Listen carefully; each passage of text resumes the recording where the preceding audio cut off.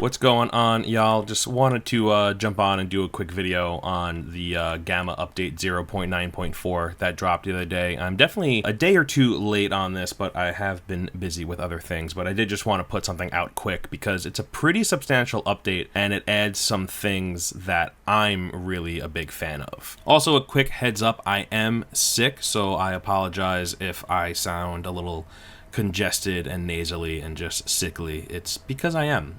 Anyway, let's get into it. First off, they added a tutorial system, which is great for new players, considering that S.T.A.L.K.E.R doesn't really hold your hand at all, and you are very much on your own. So now, all of this is pretty like context sensitive, where it will pop up for you as you are playing, which is great. So when you get a new gun and you're trying to figure out how to repair it, you will get a pop-up that is basically showing you all of this, and it is totally breaking down how repairing in Gamma can work. The same goes for repairing armor. It also describes packages, how do stashes work, trader progression, storylines and missions, inventory management, healing and medicine, which is great because I think this is one of the harder things to understand. Right next to the weapon and armor repair guide is how exactly you heal yourself. So everything will now pop up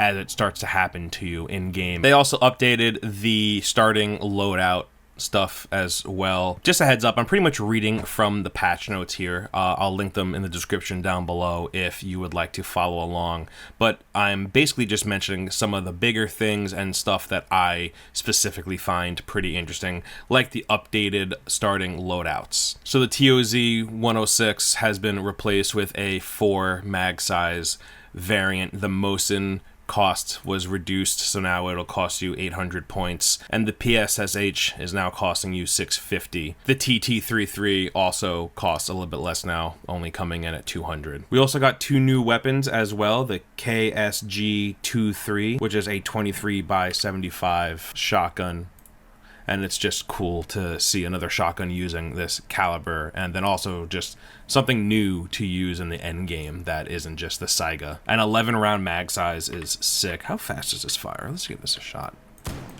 For something that has 11 rounds, that's awesome. And the reload animation is kind of slow, but then again, like I said, you are loading in 11 rounds, so it does make sense. And on top of that, we also got the RSH-12 12.7x55 caliber revolver, and this is just a cool looking gun, dude.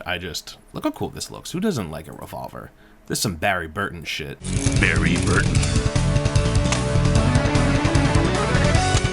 Hello, dogs. Do you mind if I do that? Oh, we love that. Look at that. So new animations were also added into the game as well with the FDDA Redone pack. So opening up your backpack now has a new animation. If you eat or drink anything, you'll actually throw the empty can down on the ground, which you've always done. There's always been a sound for it.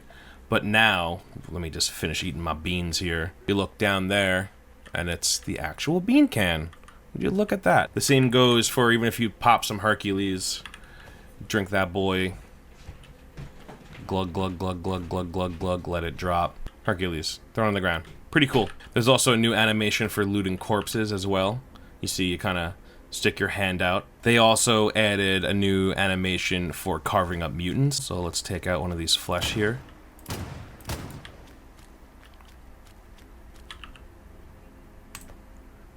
And there you go. Cool new animation. Oh, well, it clipped through, but you get what I'm getting at. These are all really cool. This just kind of adds to the quality of the game and kind of puts it more in line with S.T.A.L.K.E.R 2. They even added a animation for when you put down your night vision goggles as well. All really cool tiny stuff. Interaction dots have been added as well, so as you're approaching something that can be looted, you'll actually see a white dot start to appear, which makes looting way easier. So instead of having to walk around holding the F key to see what items near you are lootable, you'll now get this white marker. It will also show you the durability and the weight and even the price of certain items that you find out in the world. So before picking them up and seeing how much space it's going to take up in your pack, you'll see it before you even pick it up. Everything can be turned on and off as well in the mod configuration menu, so you can really customize it and tailor it to how you want it to work. And seeing that you're not holding F anymore to run around and loot and seeing what is lootable, holding F will now bring up this quick action wheel, which is very useful, and you can add anything but weapons to it, and it's as easy as right-clicking, add to wheel, and now when you hold F, go to what you want, click on it, and now you can just start smoking right from the action wheel. No need to open up your inventory. This is great for using health items and drinking water. I tend to forget what my hotkeys are in terms of like F1, F2, F3, so having a visual reference for me is a very big help. There's also some artifact crafting rebalancing as well, so if you see here, you're gonna be needing a few more mutant parts and whatnot to craft certain artifacts. The tier 4 recipes can also now drop only, you can't purchase it, and it has the same chance as an exo repair kit. There's also a rework done to jam probability and weapon degradation as well. All guns have a base jamming probability. They've streamlined the weapon jam probabilities. Suppressors increased jam chance, which is a bummer because I like me some suppressors, but I guess now you really have to pick and choose when you use them. And they've also streamlined weapon degradation parameters as well. Also, as a quick note, the S.T.A.L.K.E.R or S.T.A.L.K.E.R Scout 7.62x51 rifle, I don't actually know how to pronounce that, but that got a +5 AP boost, which is sick because that's a pretty gnarly rifle as is. Mercs now use slugs instead of buckshot, which really sucks because I feel like some of these dudes were headshotting me like crazy marksmans with buckshot, and now they have slugs. Duty Masters will use 5.545 armor piercing instead of hollow point. Bandit Masters will use 5.5 armor piercing instead of hollow point as well. Small caliber weapons have been removed from Master and Legend Stalkers. Sin and Mutants are allies now, which is just great, as if they couldn't get any more annoying. And story NPCs will now be harder to kill, which is great for me because the amount of times I've gone to talk to someone and instead of hitting F, I hit G on accident because it's right next to F. More times than I'd like to admit. Look at that. That dude survived, no problem. In the task board, they added a previous task key, which is really great.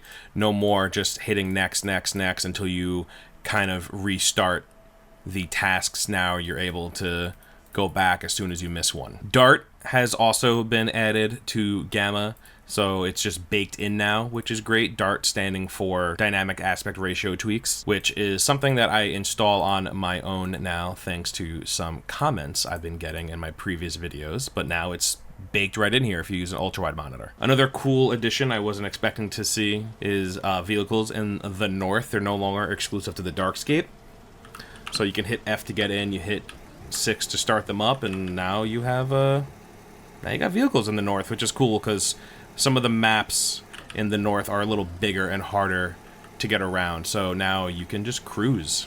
You can hit L for headlights. And while we're cruising, one thing I wanted to talk about is an increase in population. So there will now be more Stalker squads, but they'll be smaller. So the original pop size was 0.45, now it's boosted up to 0.55. So this should help with making the zone feel a little bit more alive, seeing that you're going to come across more Stalker squads. Anyway, that was just a quick recap of the patch notes for 0.9.4. Like I said in the beginning, we didn't cover everything. This is more of just a recap of the stuff that I find the most interesting, but I will list the entire patch notes in the description down below if you want to read along and just look at the patch notes in full. Anyway, thanks for stopping by and hanging out, and I'll catch you on the next one.